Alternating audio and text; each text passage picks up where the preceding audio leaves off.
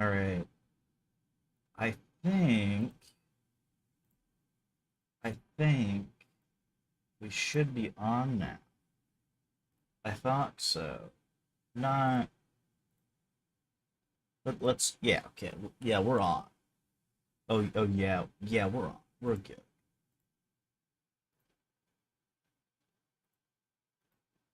Everything's good. Everything's great.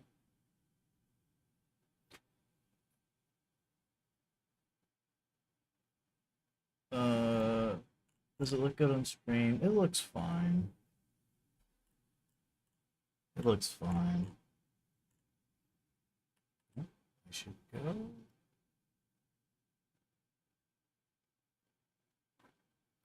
Okay, I should really pay attention though. To realize there's an issue. And it's that.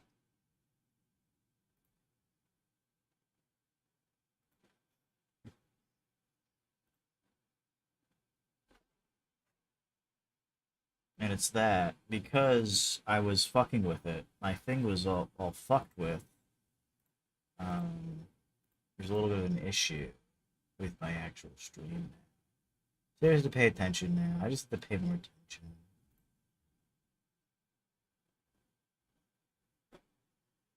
I have to actually pay attention to make sure that what I'm saying is on screen. That's fine. You just do that. It's been so long. It's been like how long has it been since I streamed this book? Let's see. Let us see. Live. Wow, it has been 2 weeks. That's crazy. That's crazy. But it's okay. It's okay. Everything. It's all okay.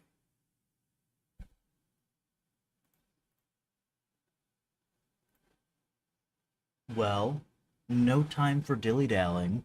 We have to finish chapter 4. Reception by the lower house. The more sensitive, receptive, and actually, before I do this, let me actually fix things because I want to zoom in, but I need to make sure that everything is fine for me. There we go. Okay. Okay, there we go. And I think that actually looks better, right?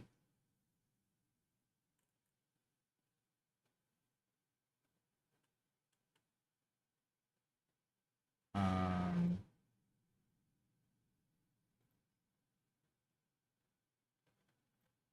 1 second. Okay, it's fine. It doesn't matter. It doesn't matter. It's fine. It's fine. Hello, Estelle. Hello, hello.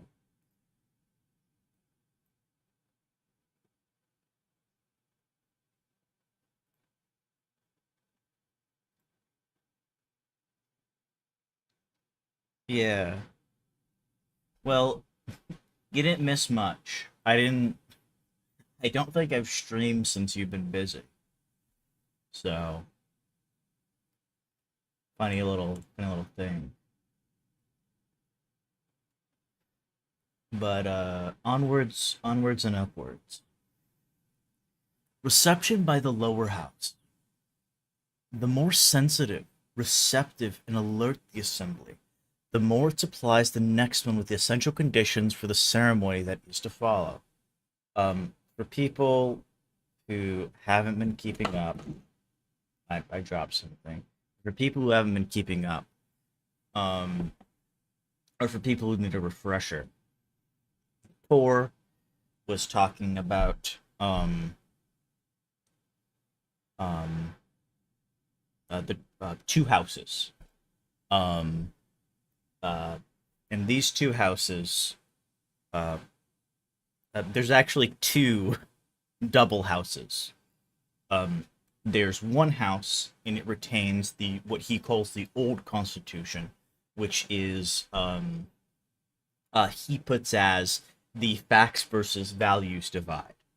And so the moralists and the politicians, they're on the value side. But the fact side, you have the economists and the scientists, is how he puts it. Latour has another divide that divides into two houses, though. And for him, it divides vertically. And the way this works is instead of two houses um, based on the division of facts and values, it is putting in place, taking into account and putting in order is the second house divide. And let me find one of the diagrams. And in this house, there are six tasks. And keep in mind, each field doesn't necessarily do a singular task. They don't. But task number one is perplexity.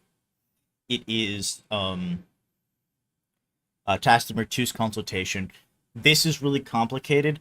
I don't remember. This is my first time going through this. I don't remember enough to go over exactly and explain exactly what each of these things mean in detail. But these are the tasks.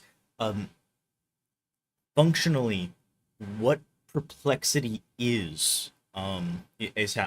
what perplexity basically is it's going to be easier for me to explain in kind of what each of the people, the scientists, the politicians, the economists, the moralists are mostly known for. We can just go over this actually real quick. Task number one, perplexity, which is he calls the requirement of external reality, and scientists achieve this through instruments allowing the detection of invisible entities, politicians through sense of danger allowing the rapid return of the exhausted voices, economists, rapid mobilization of the attachment between humans and non-humans, between goods and people, moralists, scruples that make it necessary to go looking for invisible entities and appellants. There is it's kind of weird and hard for me to explain this. It's a lot easier once you go through this, but I have streams for that. You guys can freaking do it. But yeah, it's I should have gone over the I've been really sick. That's why I haven't been streaming.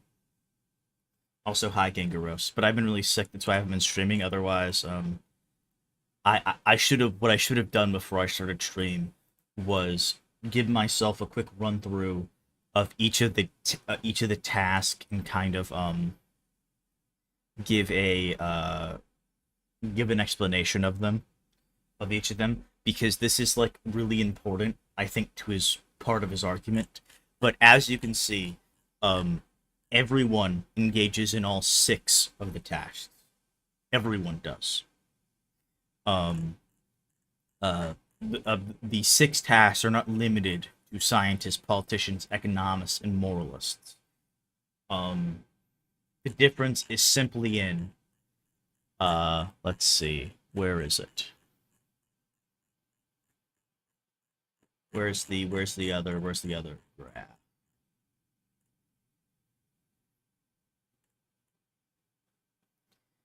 The difference is simply in whether you are taking into account, which is perplexity and consultation, it's the task up top, or putting in order, which is the lower half. But everyone engages in all the tasks. But there is for Latour a separation between these two. I'm gonna call them kinds of tasks. I don't like that phrasing, but it's what I'm gonna say. It's not really that. Kind of is, but it also isn't. and phrasing it as kind makes it makes it seem a bit different than what the tour might actually want you to think. So,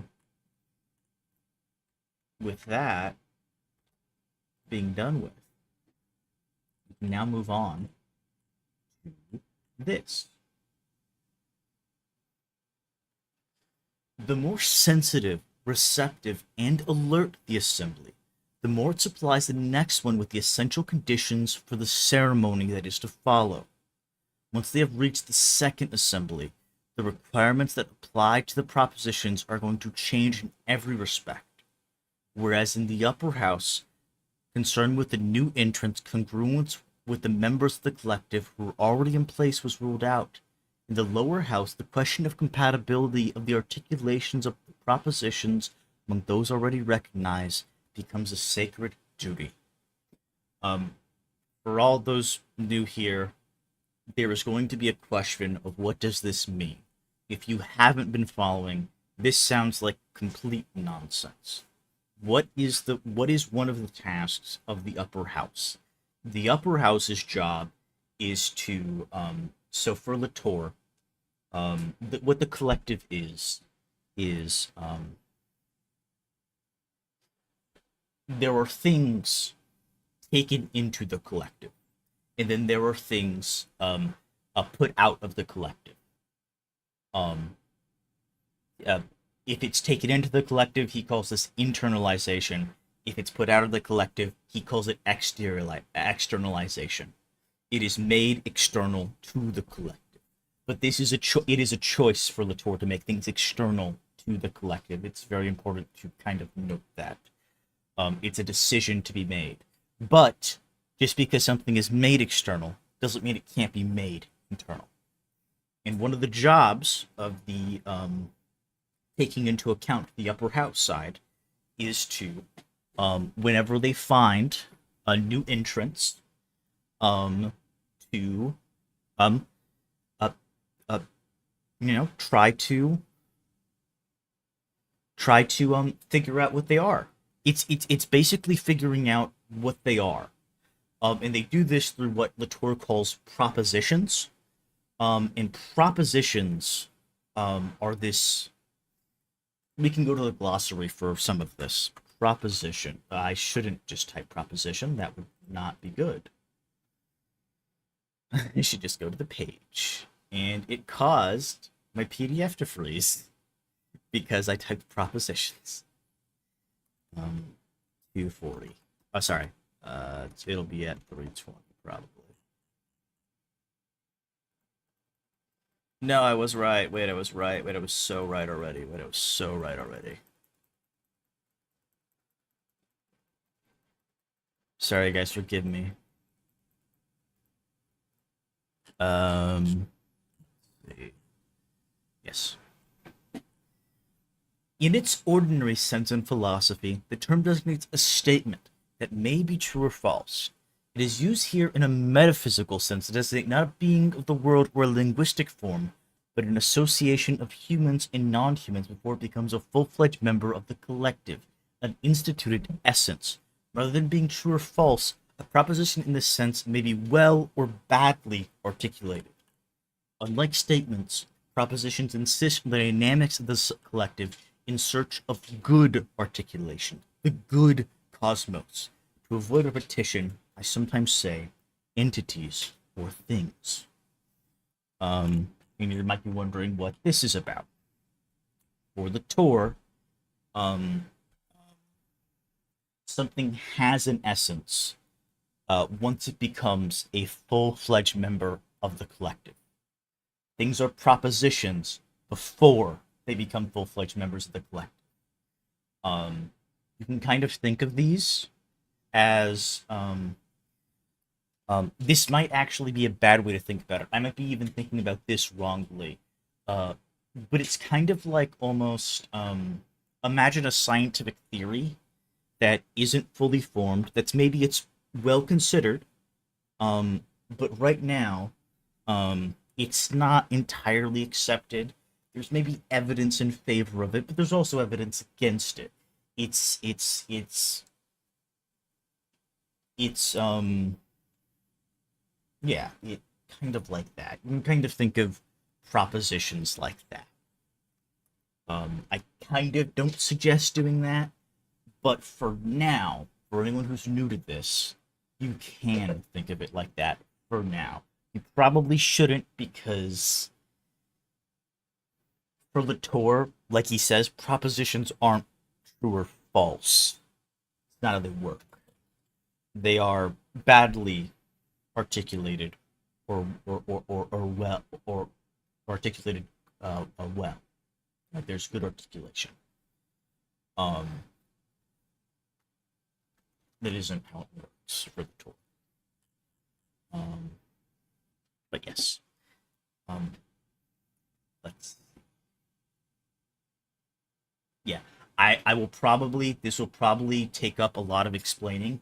I'm going to try to get to the the final chapter in this because we only have a few more pages, so I'm hoping to get to it.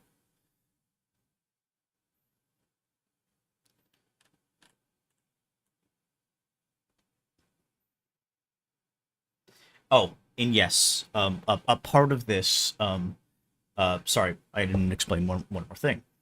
As he says, whereas in the upper house, concerned with the new entrants, congruence with the members of the collective were already in place was ruled out. In the lower house, the question of compatibility, the articulation of the proposition among those already recognized, becomes a sacred duty. Um, basically, um, when you are searching for new things, in this way, you are not you don't need to necessarily determine whether or not it is compatible with everything else immediately. You don't need to do that. You can come up with something, and you might see something, and you test for it and whatever.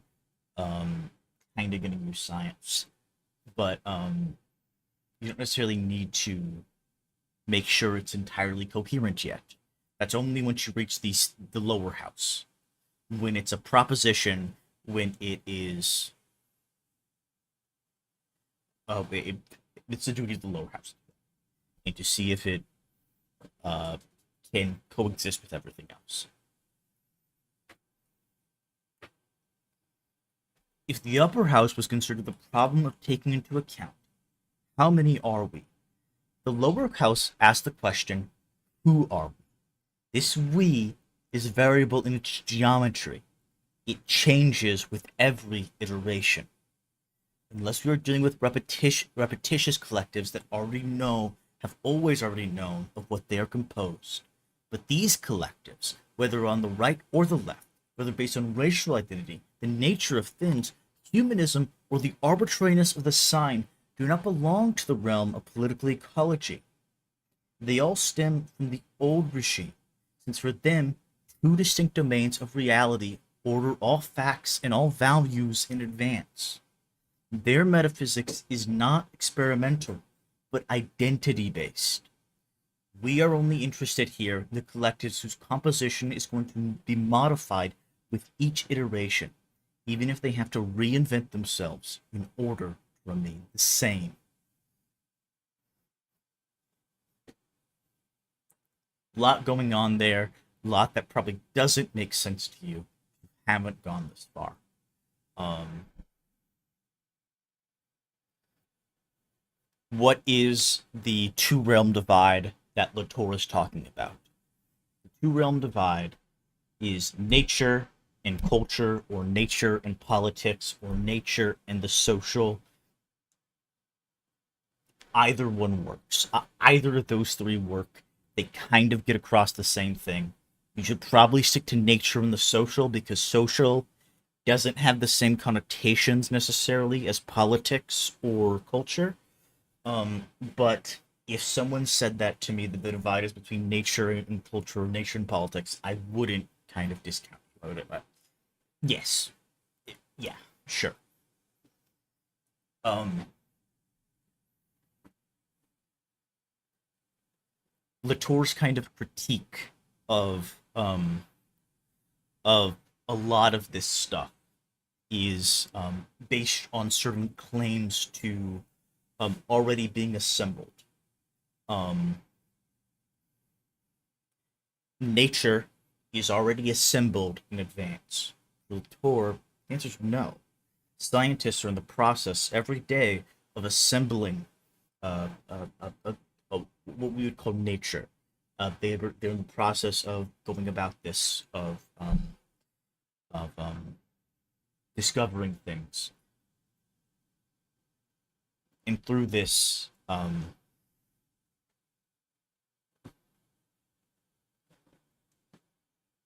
sorry, I got a fucking message and it distracted me. But yeah, uh, kind of that. Um, and that kind of thing. There's a lot of stuff like that. There's a lot of ways he goes about this. He goes about it different ways in each of his books. There is the problem with Latour when you're talking about him is you kind of have to talk about him within specific books. Otherwise, um, his arguments, it's not that his arguments are contradictory, but his arguments from book to book are different. He makes different critiques, different that kind of all line up. They all go in a similar direction, but they're attacking things from different angles, and it's depending on what critique from what book you're talking about, um, you can end up talking past someone who knows a little bit about Latour, but isn't talking about the current book at hand, kind of. Um, I think there's kind of a thing. It's like a weird thing about um, cause some of the stuff in this isn't new. It's him retreading old ground. He specifically wanted to do this with this book. Um, so that people didn't need to read any of his other stuff. In a lot of his books, you kind of don't need to read his other stuff. They're kind of all built in that book, for the most part.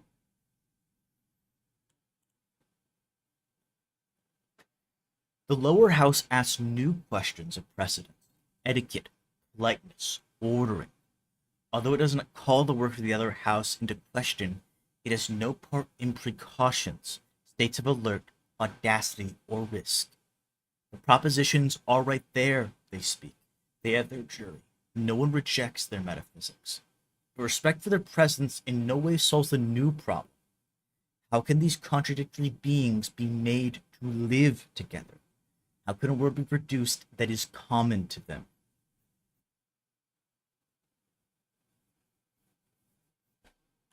No amount of pluralism can push the question further. The lower house of political ecology finds itself before a titanic task that no assembly has ever before attempted to accomplish, except on this mythic stage of myths. We've indeed deprived the second house, intentionally, of the great resource of modernism, which consisted in eliminating most beings because of a want of rationality or lack of reality, to reach an understanding with those which remained among themselves, that is, among rational beings. The risk that we have made the collective take will be all the greater to the extent that the upper house has fulfilled its task more completely. In fact, if the candidate entities arrive on time, well articulated, each one accompanied by the jury of its choice, the lower house will be constantly solicited by beings who will raise the question of compatibility with the common world for themselves in their own terms. Thanks to the treatment of the upper house, they will have become even more irreducible to all the others, even more incommensurable with all the others. The more subtle and alert, the more civil and civilized the higher house is, the more relativism increases.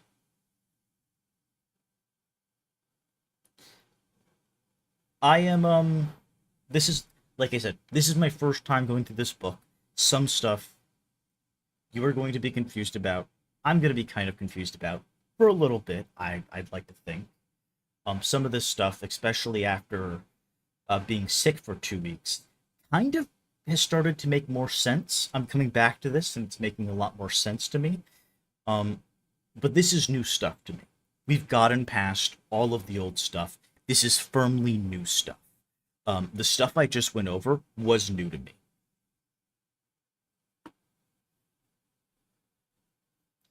I talked about, so Estelle says, I talked about Latour to my philosophy professor, and he was iffy about him. To be fair, he professes himself more to be of the analytic tradition. Yeah, that you're right, Estelle. That does mean he's a derp. He's a dork. Well, hey, Estelle, don't worry. Don't worry, Estelle. You can I'll probably be a bit slow. I'm gonna be honest. I'm still kind of sick. I just wanted to stream because I haven't in a while. I put out an essay. I'm like, that's good and fine and dandy. But I wanted to. I gotta stream. I gotta stream this. It's been 2 weeks. I have to do this. Like I'm gonna feel bad if I don't stream. I like genuinely. It's been like eating at me that I haven't streamed. But um, what page was I on? Probably 275, and we're on 58. Ooh, you're not on 275. Ooh. Need I recall that relativism is a positive term that has absolutism as its contrary, and that refers, as Deleuze puts so well, not to the relativity of truth, but to the truth of the relation. Deleuze, 1993? 1993. Yes. For Latour, relativism, we can actually go to a slight detour. What is relativism for Latour? There's a great section on in Reassembling the Social.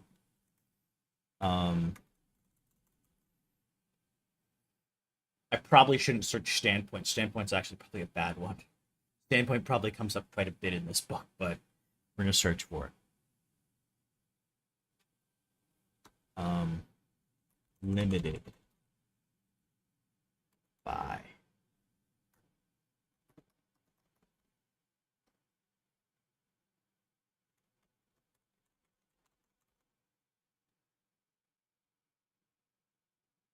that's not how you spell limited.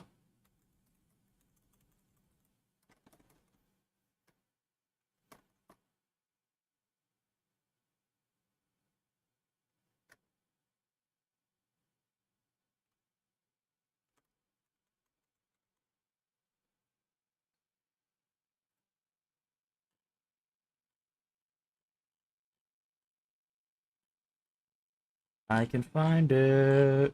I can find it really easy.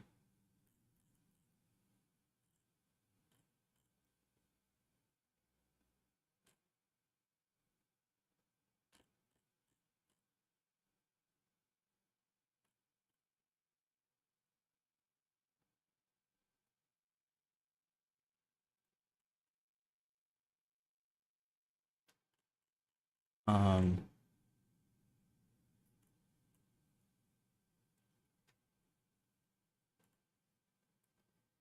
we're gonna read a little bit out of this. Sorry, uh, we're gonna start here. This is a imaginary conversation between a student and a professor. The S is student, obviously. The P is professor. And the professor is professor of ant, which is what we're learning about, and it's kind of what this concerns. Student, I have to say that I'm lost here. We've been taught that there are two types of sociology, the interpretive and the objectivist. Surely you don't want to say you're of the objectivist type. You bet I am. Yes, by all means. You? We've been told you were something of a relativist. You've been quoted as saying that even the natural scientists are not objective. Surely you are for interpretive sociology, for viewpoints, multiplicity of standpoints, and all that. Yes, it is one of the parts that we all read together, yes. Professor, I have no real sympathy for interpretive sociologies. No, on the contrary. I firmly believe that sciences are objective. What else could they be? They're all about objects, no? What I have said is simply that objects might look a bit more complicated, folded, multiple, complex, and entangled than what the objectivists, as you say, would like them to be. Student. But that's exactly what interpretive sociologies argue, no? Professor. Oh no, not at all. They would say that human desires, human meanings, human intentions, etc., introduce some interpretive flexibility into a world of inflexible objects, of pure causal relations, of strictly material connections.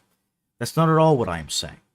I would say this computer here on my desk, this screen, this keyboard are objects made of multiple layers, exactly as much as you sitting here are. Your body, your language, your worries. It's the object itself that adds multiplicity, or rather, the thing, the gathering. When you speak of hermeneutics, no matter which precaution you take, you always expect the second shoe to drop. Someone inevitably will add, but of course, there also exist natural, objective things that are not interpreted. Student, that's just what I was going to say. There are not only objective realities, but also subjective ones. This is why we need both types of social theories. See? That's the inevitable trap. Not only, but also. Either you extend the argument to everything, but then it becomes useless. Interpretation becomes another synonym for objectivity. Or else you limit it to one aspect of reality, the human, and then you are stuck, since objectivity is always on the other side of the fence. And it makes no difference if the other side is considered richer or poor. It's out of reach anyway. But you wouldn't deny that you also possess a standpoint that is situated as well, that you also add another layer of interpretation or perspective. No, why would I deny it? But so what? The great thing about a standpoint is that you can stand on it and modify it. Why would I be stuck with it? From where they are on the Earth, astronomers have a limited perspective. Take, for instance, Greenwich, the observatory down the river from here. Have you been there? It's a beautiful place, and yet they have been pretty good at shifting this perspective through instruments, telescopes, satellites. They can now draw a map of the distribution of galaxies in the whole universe. Pretty good, no? Show me one standpoint, and I will show you 24 ways to shift out of it. Listen, all this opposition between standpoint and view from nowhere, you can safely forget. And also this difference between interpretive and objectivist. Leave hermeneutics aside and go back to the object, or rather, thing. But I'm always limited to my situated viewpoint, to my perspective, to my own subjectivity. Of course you are. But what makes you think that having a viewpoint means being limited, or especially subjective? When you travel abroad and you follow the sign, Belvedere, 1.5 kilometers, Panorama, Bella Vista, when you finally reach the breathtaking sight, in what way is this proof of your subjective limits? It's the thing itself, the valley, the peaks, the roads that offer you this grass, this handle, this take. The best proof is that 2 meters lower, you see nothing because of the trees, and 2 meters higher, you see nothing because of the parking lot. And yet you have the same limited subjectivity. You transport with you exactly the very same standpoint. If you can have many points of views on a statue, it's because the statue itself is in 3 dimensions and allows you, yes, allows you to move around it. If something supports many viewpoints, it's just that it's highly complex, intricately folded, nicely organized, and beautiful. Yes, objectively beautiful. Yeah, and this goes on for a while. This goes on for a while. This is the thing. This is what relativism is for Latour. Relativism isn't relativism is Einstein. Relativism is not moral relativism. It's not what it is. When you think of relativism, you do want to think of Latour's relativism.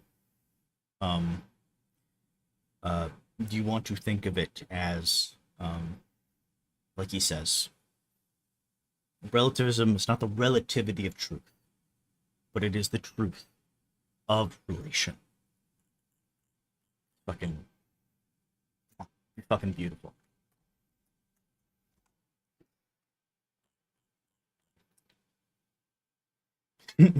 Now, where were we? I took a big side tangent.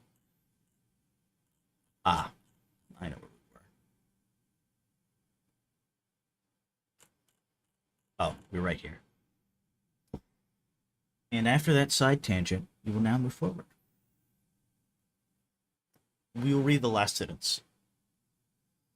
Sorry, we will read the last little bit. And let's see.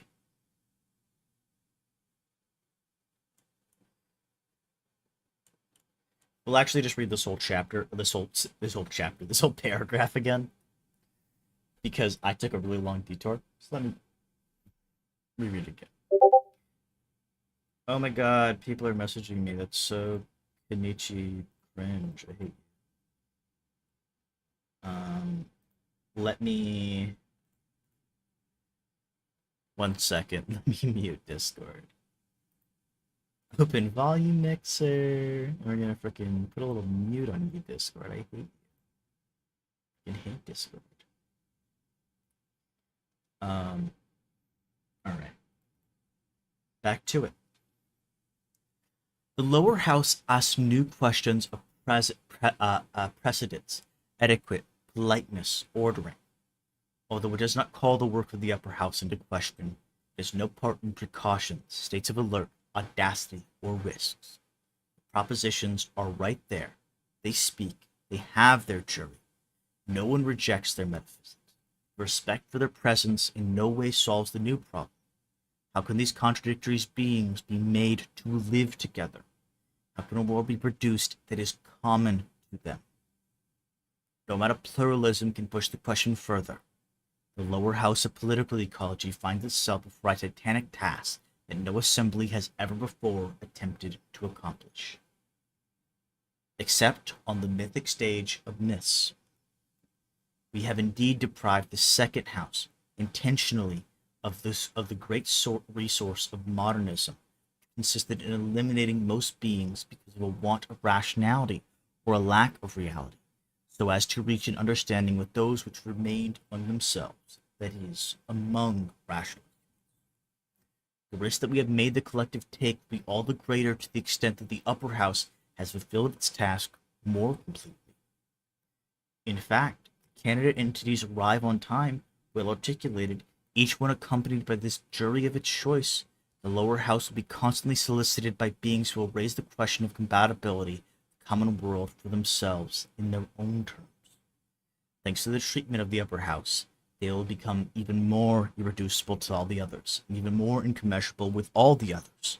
More subtle and alert, more civil and civilized the higher house is, more relativism increases. Every time the lower house says us, under clamor will respond, not us, followed by numerous cries of, not me.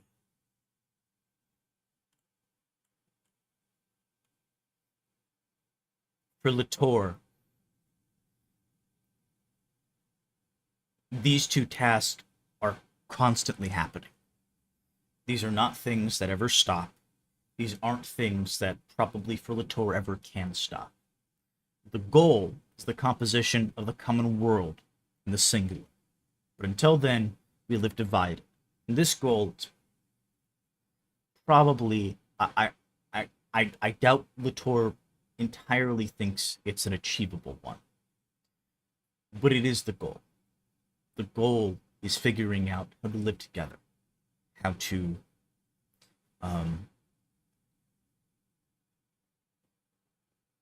create the good cosmos, as he says.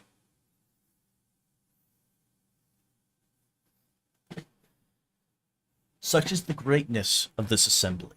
It seeks to attain integration without requiring assimilation all at once. It runs the risk of unification after the upper house has run all the risks of multiplicity. At first sight, the ordering of all the irreducibles appears all the more impossible in that the lower house can no longer make use of three devices formerly used to produce any sort of agreement. It cannot import the indisputable laws of nature to silence the diversity of humans in interests. It cannot limit the discussions to matters of fact. What is missing differences is either matters of opinion or private matters. And finally, cannot bring all humans into agreement at the expense of external nature, treating nature as a dumping ground to be exploited at will. Something to note here. When Latour is talking about this right now, before, in the previous chapters, in the previous sections, there was a lot of setup. Latour was simply describing how things are currently, kind of how they work, and kind of somewhat talking about how he wants things to be different. Right now, he's talking about what happens once we undertake this new experimental metaphysics. Once we do this. Latour, well, it's actually more complicated than that. This new experimental metaphysics is kind of already undertaken. It's not entirely what Latour's talking about isn't new. There is this divide between theory and practice for Latour that happens. The political ecologists, in theory, do one thing, and then it's a lot. You should just you should just watch my previous streams because I haven't done any of the prep work necessary to explain a lot of this. And if you ask me specific questions, I could probably answer them. But there's a lot to explain, and just off the dome, I'm not very good at that. I'm very bad at figuring out what I need to explain and its importance and how to explain it in a way that makes everything connect. Mainly because I worry that I'm going to be oversimplifying. I don't want to do that.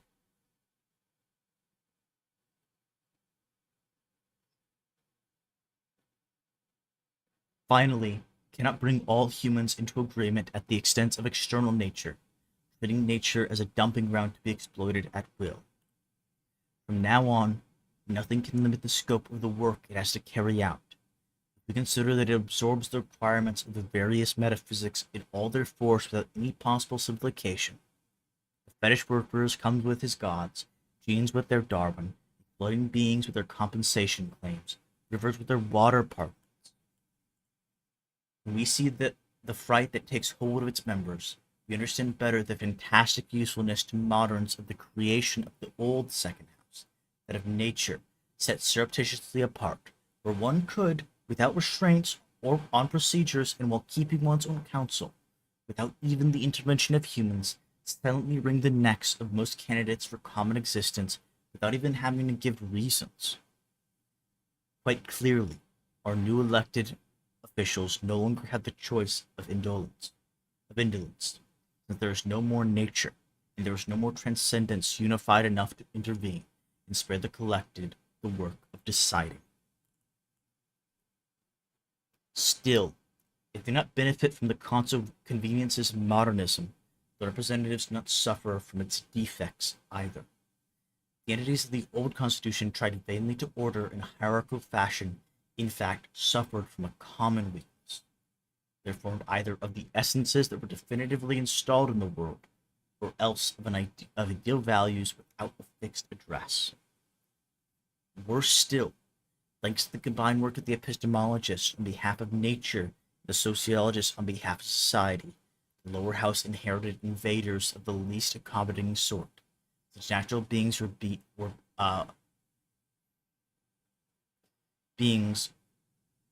defined. I assume this is supposed to be being defined. Were being defined by their indisputable essence, and human groups by their equally indisputable interests.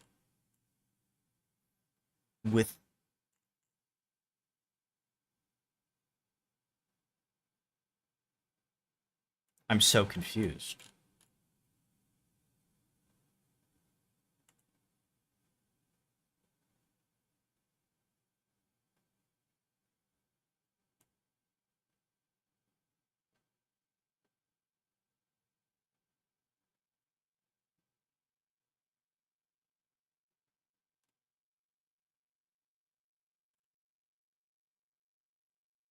Okay. To keep them on the straight and narrow, values all the more indisputable, what they were at once fundamental and unusable. Oh, interest, with to keep them on the straight and narrow, values all the more indisputable that they were at once fundamental and unusable. Okay, I am going to reread this. Worse still, thanks to the combined work of the epistemologists on behalf of nature and the sociologists on behalf of society, the lower house inherited invaders of the least accommodating sort. Its natural beings were being defined by their indisputable essence, and human groups by their equally indisputable interests. I assume this is interest to keep them on the straight and narrow, values all the more indisputable, in that they were at once fundamental and unusable. Fuck, I'm really having trouble parsing this. And I know it's because there's something, and I thought I did, but I don't think I did. I think I know what he means, but I can't right now formulate it into a sentence.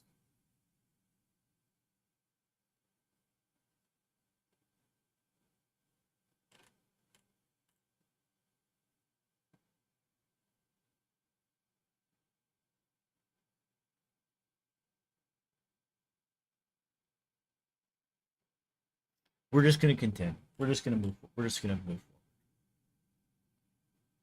Despite the drastic elimination of entities to be taken into consideration, most of them being relegated to the status of mere beliefs, task of ordering under the modern constitution proved to be so unfeasible that people have turned back, like the lazy despots of fairy tales, to selection by the violence of power or by the harsh necessities of facts.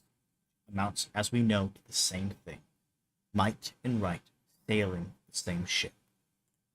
The lower house finds itself situated before a much larger number of propositions than under the old regime, but these are no longer essences, requiring that they occupy the choice seats in the collective without any possible argument. They have become propositions endowed with habits. Um, Habits is another one. Habits have come up a few times, and I kind of forget what habits. I know what habits are, but I forget what habits are, if that makes sense. We're on 175.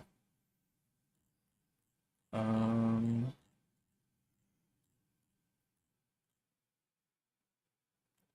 Properties of propositions, or the operations the collective have instituted them in the lasting way as essences. It's the only way one can carry out the task involved in elaborating the common world without immediately running up against indisputable nature and indisputable identities and interests. Yeah. Habits um are kind of the things that the I don't want to say, I don't want to fuck it up. I don't want to fuck it up, so I'm not gonna say right now. I need to just go over all this stuff again and write something on it real quick before I start my next stream.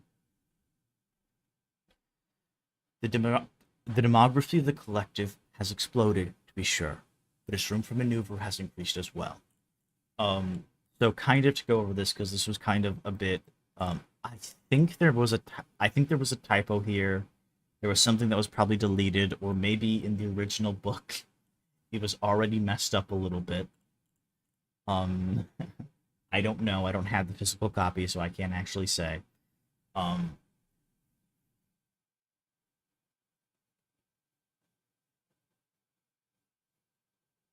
oh, sorry, I'm tired.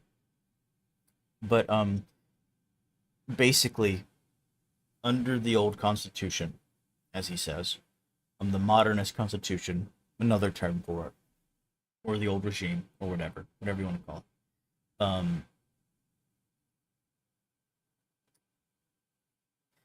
Things were just slashed down immediately. Um, they were said to not be part of the collective immediately and without recourse. They just kind of said this, and there also kind of wasn't the Torp kind of says a way to change what they are. Um, their essence, as he says, it was a fixed one. It was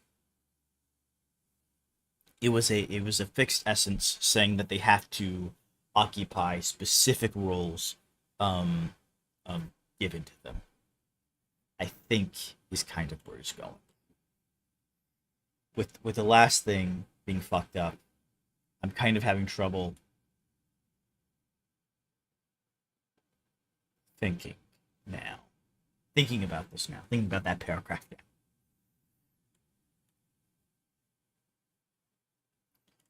And sorry, uh, to get to my point, the reason why it has more maneuver now is it does actually have a process. It doesn't just kind of I'm going to say arbitrarily. It doesn't just arbitrarily choose um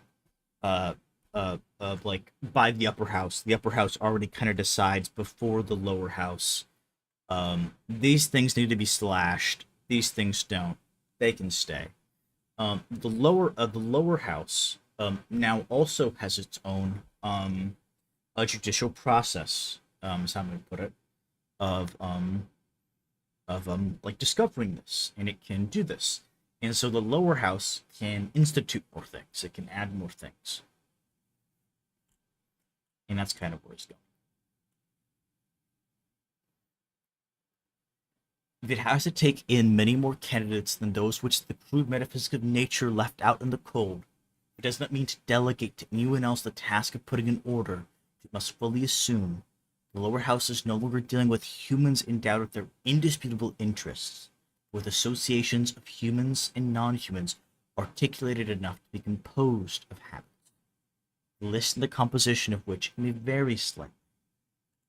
In other words, we're going to be able to discuss, to negotiate, make some adjustments, the terms, together with different entities. We're going to be able to begin a shuttle that was impossible even to imagine at the time of the old regime. Its objects that camped across from subjects without any possible relations other than the civil war of dialectical contradictions. We are going to take a little detour into the notes. If you haven't been following along, one of the things I've been doing is we've been going over the notes because it's important to me.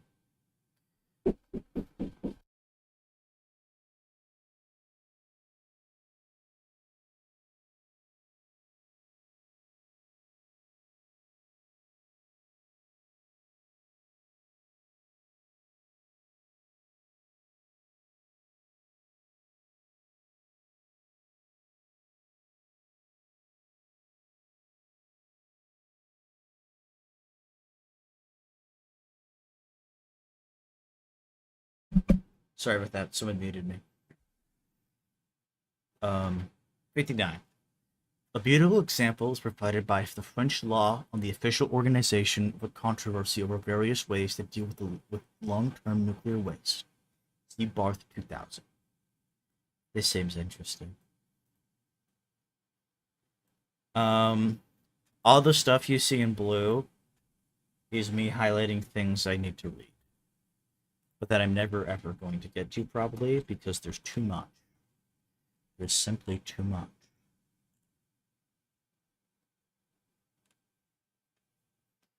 If the upper house was experimental in order to go looking for candidates as well as juries, the lower house is no less so, even if the investigations it undertakes have to do with the best way to manipulate propositions in order to establish them in a hierarchy before seeking the best way to close off discussion.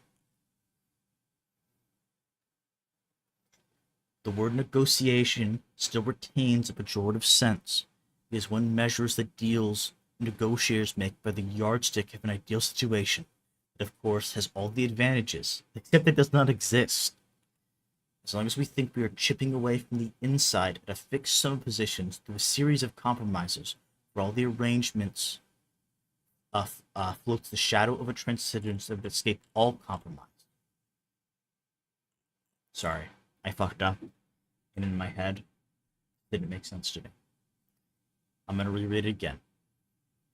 The word negotiation still retains a pejorative sense because one measures the deal negotiators make by the yardstick of an ideal situation that of course has all the advantages. It does not exist.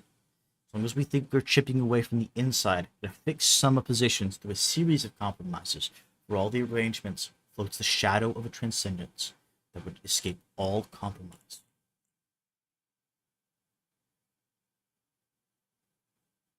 I think basically what he's saying is, um,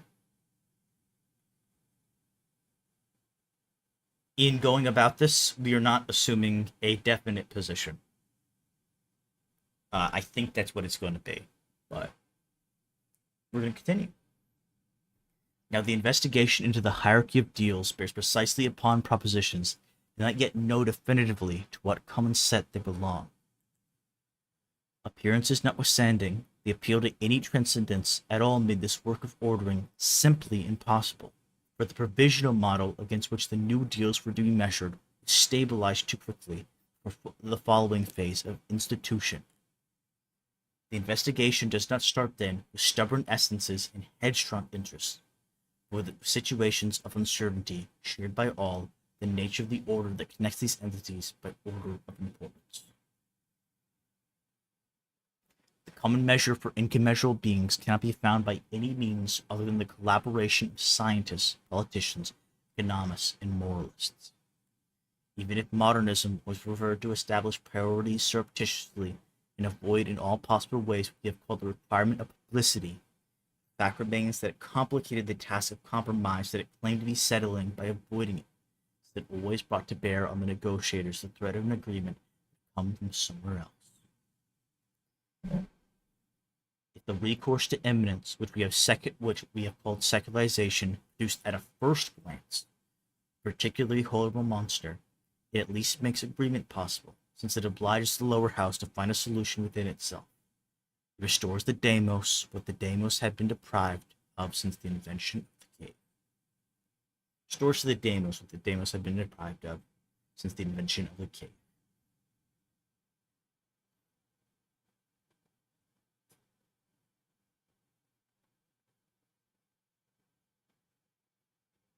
Um, yeah.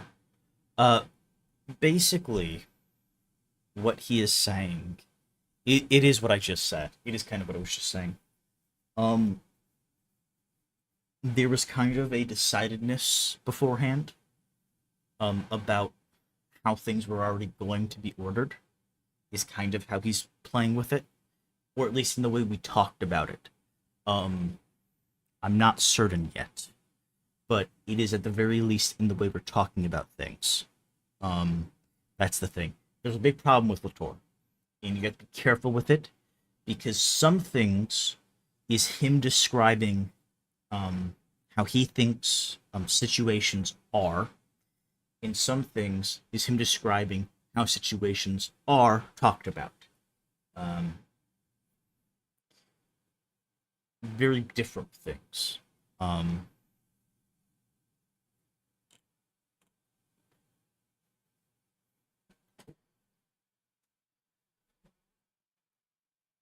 The investigation bears upon a blend of skills. Ingenious innovation is developed by clever engineers. One class of beings is substituted for another by bold scientists in order to unblock stalemated power relations.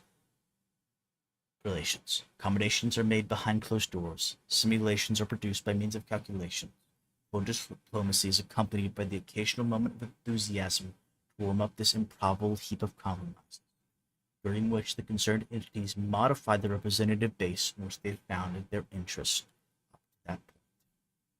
Then the miracle is produced, and the impossible harmony among incommensurables is discovered, not because the right compromise has been made, because the nature of the we with which each had chosen to identify has been changed. This work is found impure only by those who believe that the old regime did better, whereas its impossible purification of facts and values resulted only in a revolting confusion.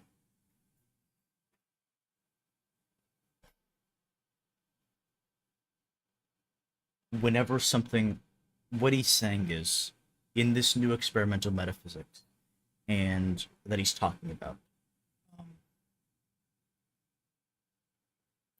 when something when something new is being added and it's being implemented by the lower house. The jury process is in session. A court is in session for it. Things are going to be restructured.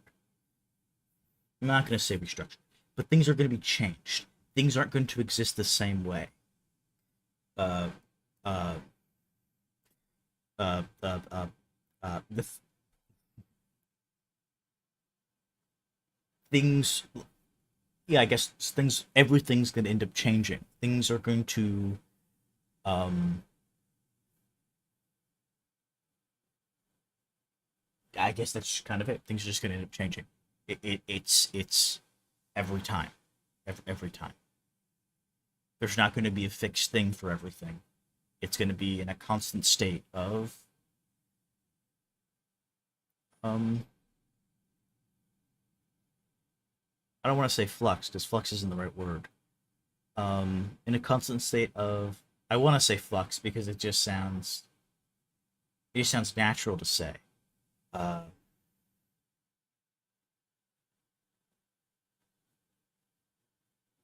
a constant state of discovering. I'm going to say discovering. That's how I'm going to put it. I'm going to say a constant state of discovering of figuring out. Um, is how I'm going to put it. And sure, let's just go with that. That probably isn't the right way to say it either, but um, I can't figure it out right now for the life of me. There's a word I have that isn't flux, but it's kind of like flux. Um, Something else. I don't know. But yeah.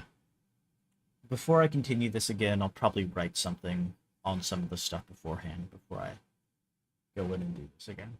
So that's good. By seeking to do better, people have always done worse.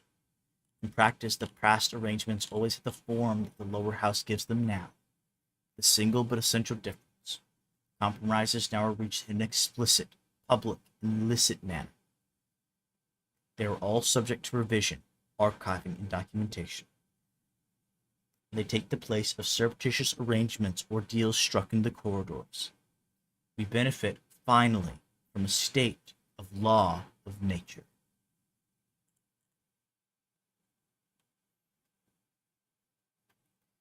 The experimentation appropriate to the work of hierarchization by the lower house can be presented in a simplified way as a search for a list of entities arranged in order of importance, from the friendliest to the most hostile. The inquiry into the negotiations amounts to getting each proposition to make the following declaration. Here's the scenario for the world in which we are prepared to live, with so and so, with so and so, and for whose continuity we are prepared to make, contrary to our positions at the outset, such and such sacrifices. What was impossible with essences and interests becomes possible, if not easy, with propositions and their habits, on the condition that they have full latitude to decide about the common world in which they wish to live. One could not negotiate with essences. One can do so with lists of interchangeable habits.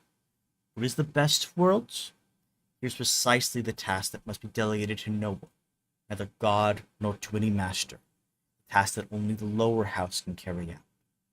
Leibniz's God has come down from heaven to earth. The sovereign finally goes to work to discuss through experimentation possible worlds, the best of deals, the optimum that no one is allowed to calculate in others' stead.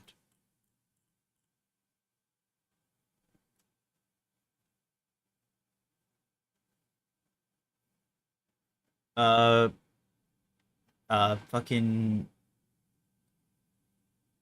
you get due process, baby.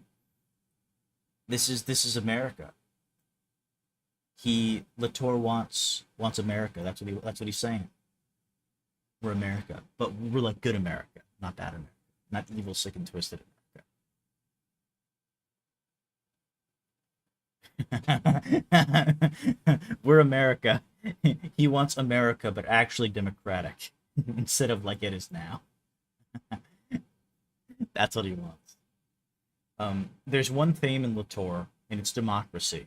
And it's a.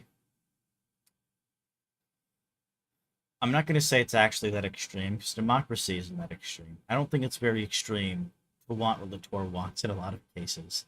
But it is made extreme by the fact that no country on Earth actually practices it. So, yeah. Latour is advocating for like democracy here. Is kind of when you're hearing this, you should think democracy is the thing. It remains the most difficult, the most painful, the cruelest of tasks. On the one hand, the explicit and formal rejection of those with whom one has not been able to come to terms, and on the other, the incorporation of those who are accepted into durable and irreversible arrangements. In other words, the institution of essences, that of the enemies, the constitution of an inside and an outside, the externalization of impossible worlds, the expression of externalities. In short, the risk of committing an injustice.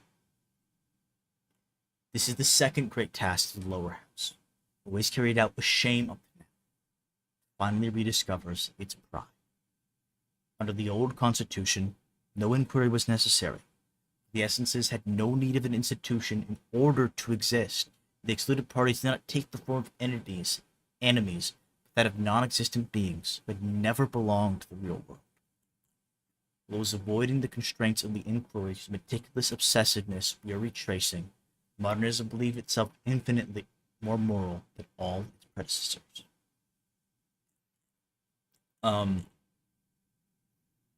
Kind of the thing here, if you want the thing.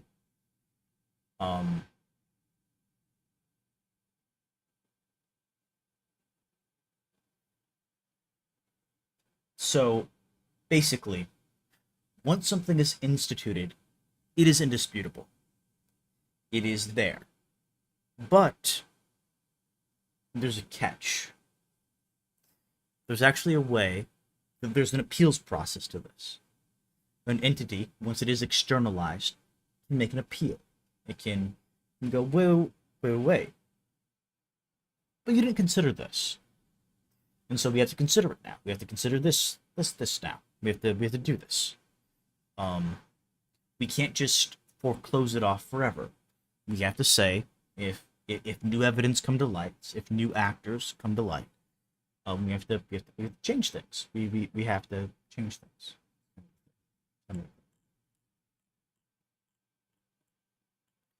Also, we are probably actually not finishing today. I want to. Also, did I miss? Did I miss something? Okay, no, it's here. Sorry. We're probably not gonna actually finish this chapter today. We will next time, though. We will next. Because I did a lot of explaining. And that explaining took too much time. And it was explaining kind of outside this. But thankfully, I'll do a lot more explaining next time, and it'll be better explaining, so I'll have stuff written down.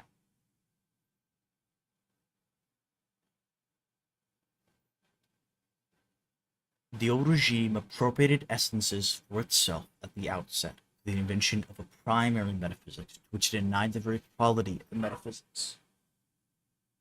1 second.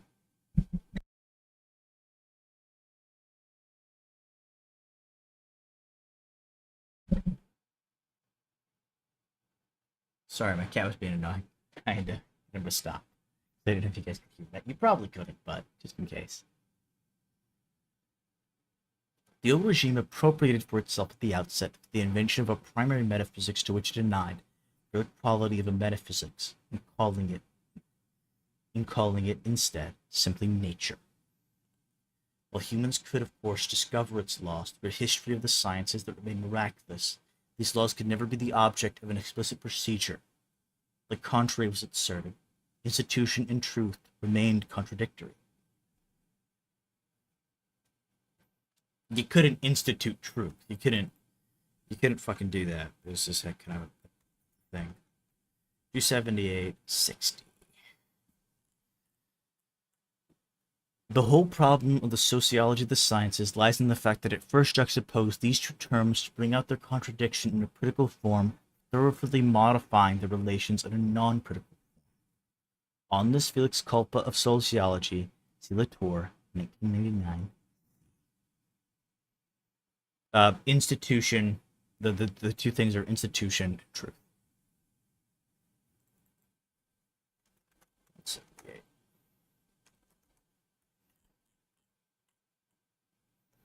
An amusing reversal of things when you think of the immense work of fabrication, artifice, discussion, composition, and arrangement that has to be accomplished in order to finally to arrive at any certainty at all where facts are concerned. Far from being unaware of this work, the lower house of political ecology is on the contrary organized to institute essences. Instead of taking truth and institution to the opposites, it draws on the contrary all the profit possible from their synonymy, since it and it alone can finally determine the variations in degrees of certainty that is of diffusion verification of the facts.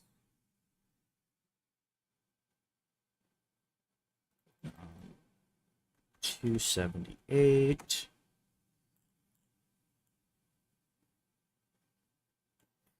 Once again, common sense goes further than good sense in the recognition of these thousands of intermediate steps and the degrees of certainty between existence and non-existence. You need only think about the countless nuances of realism regarding simple affirmations of the following sort. Cigarette smoke leads to death. Speeding on highways is responsible for fatal accidents. In what world does he live, finally, for these utterances to take on definitive truth? This notion of variable degree is all the more important in that we find ourselves before an unexpected configuration, the artificial continuation of scientific controversies that we had thought finished. This is the case of studies on the dangerousness of smoke, on global warming, on the Shroud of Turin, the risk associated with nuclear accidents, and so on. The presence of the scientific disciplines is now clearly distinct from the closing of debates.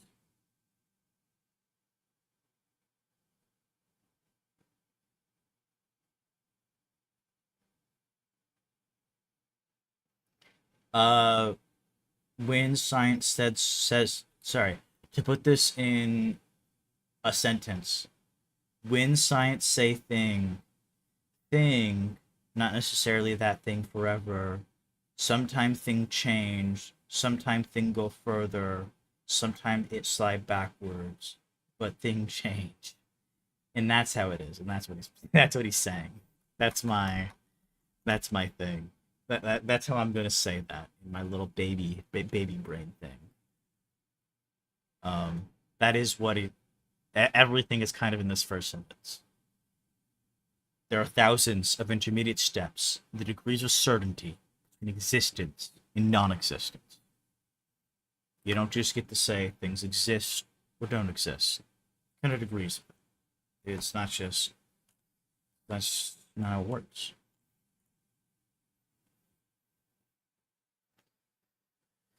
It is no longer going to have to populate the world as was done under the old regime. Experts unknown to ordinary folk, with ignorant beings who know nothing, discoveries popping up unexpectedly. Instead of waiting for the historians of the sciences to remind of the means necessary to the exercise of truth, it's going to equip itself with these means, these mediations, these embodiments at the outset. The lower house is finally going to include in its budget the progressive extension of assured truths by paying the full price for the institutions necessary to their establishment. And then back to 278. We're at 62. This requirement has become even more crucial in a time where revisionism has generalized its strange mixture of conspiracy theory and absolute belief in indisputable matters of fact. One should now be able to fight against the artificial continuation of scientific controversies on everything, the link between cancer and cigarettes, the global warming and concentration camps.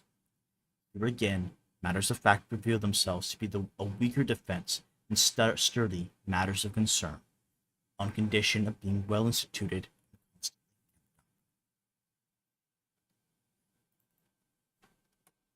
I'm not going to comment on the Sunday reference. It's a Sunday reference. Modernism thought itself highly virtuous because it thought it did not have to eliminate excluded parties from the collective through violence. It was content to note sanctimoniously their radical non-existence in the fictions, beliefs, rationalities, nonsense, lies, ideologies, or myths. In this, we can clearly see the extent of its perversion. It thought itself more moral because it did not believe it had any enemies. It was so thoroughly scornful of those it excluded that it considered them lacking in any real existence at all. The accusation of irrationality made it possible to trick beings, consign them to limbo, without due process, and to believe this arbitrariness more just than the meticulous procedure of the state of law. A hefty dose of audacity is required to refer this exclusion based on the nature of things, the things of nature, over an explicit, progressive, deliberate process of excluding certain entities for the time being as incompatible with the common world. This is the key term. For the time being. It's the key thing. If you want to remember anything, remember that. Everything for the time being. It will be excluded for right now. It doesn't mean it has to be excluded forever. You can come back. Just for right now. To the great surprise of the modernists, constructivism may turn out to be a more peaceful and universal language than naturalism. 170. The second manner, that of the lower house, has the immense advantage of being civil. If it creates enemies for itself, it does not claim to humiliate them by withdrawing the existence in addition to their presence in the collective from them.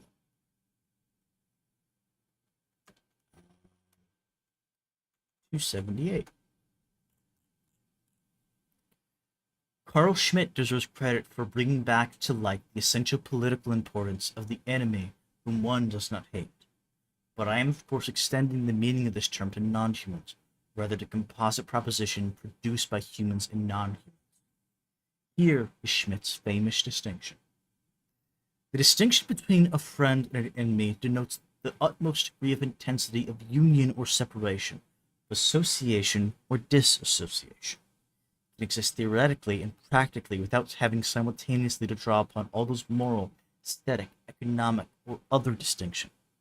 The political enemy need not be morally evil or aesthetically ugly. It now appears an economic competitor, and it may even be an advantage to engage with him in business transactions.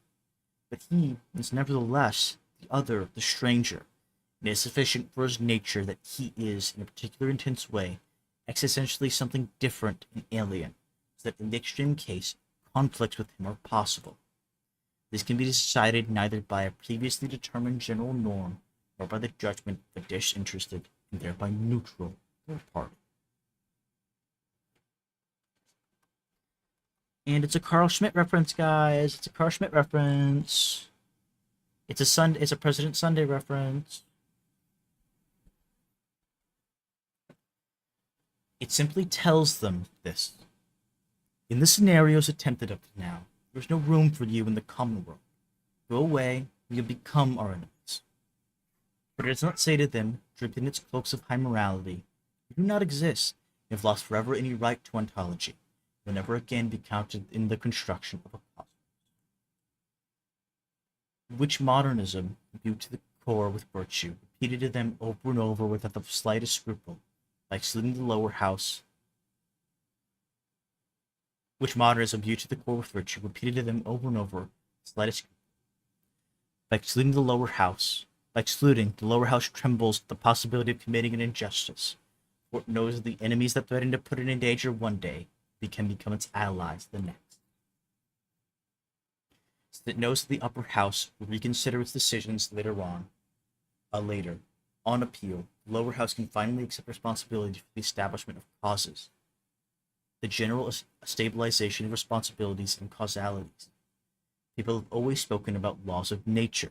People have always spoken with irony about the legal metaphor that inappropriately mix together nature, different to humans, in the juridical forms of the city.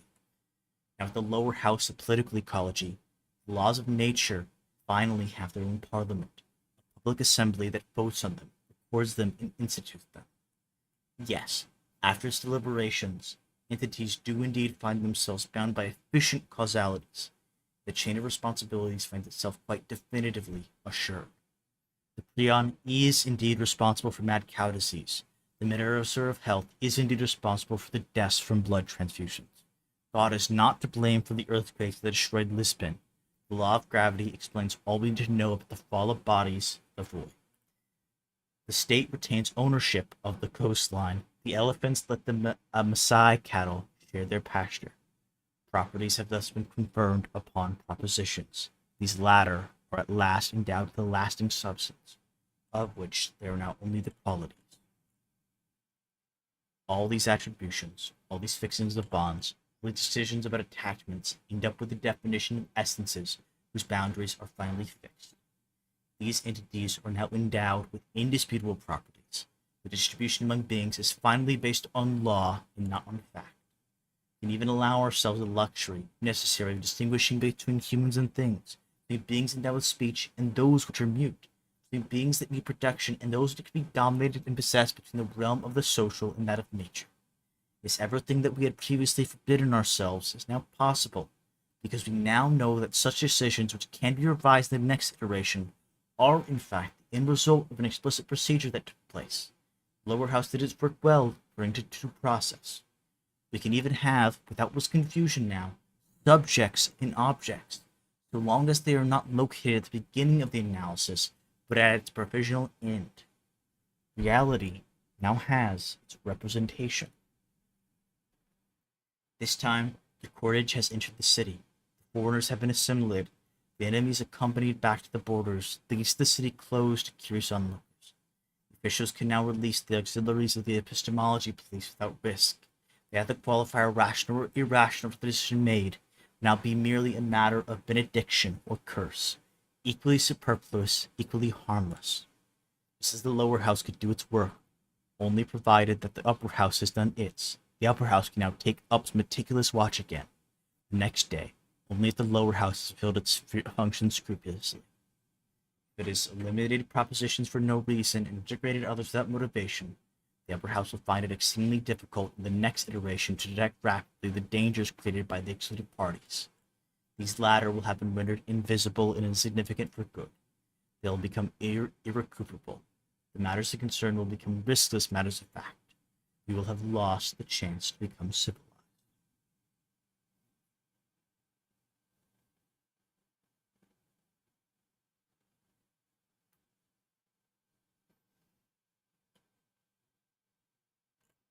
And that's the fucking end. The climax is fucking happening. Latour's writings always have arcs, because he's a storyteller. Basically. We're reaching the climax of the story.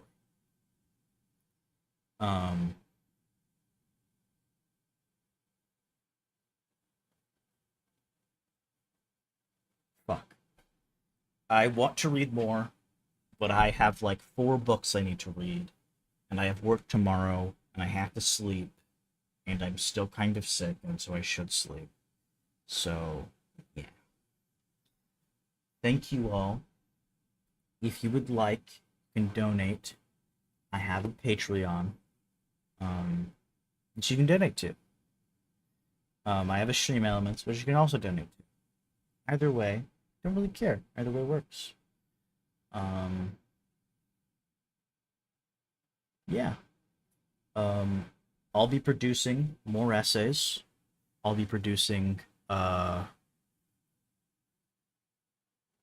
everything. The next essay should come out by a month. The goal is hopefully to release 1 essay a month.